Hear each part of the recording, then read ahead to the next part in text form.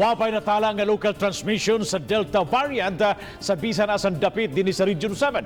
Matud sa Department of Health nga samtang 98% sa COVID-19 severe cases naglambigit sa mga senior citizens nga wa pa mabakunahi sa COVID-19.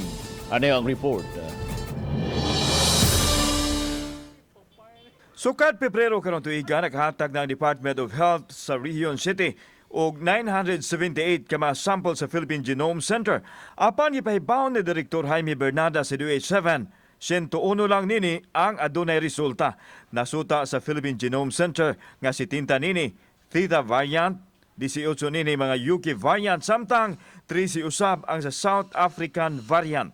Gitataw sa direktor nga wala magkuwang sa mga samples ng DOH-7 apan maglisod pag-apas ang Genome Center pagsusi sa mga samples nga gipadda sa tanang rehiyon. Kulang ang ma-report kay kulang ang mapadagan sa atong mga samples. Kay lagi nag-inusara man pud in taon ang Philippine Genome Center nga mo proseso sa tibuok Pilipinas nga mga samples.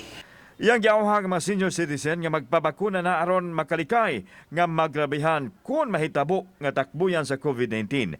Our data shows that 98 to 100% coverage and protection for severe. So for the number of senior citizens who received their 2 doses already, we already have at 52,012. So that's 39.5% of those who already received their first doses.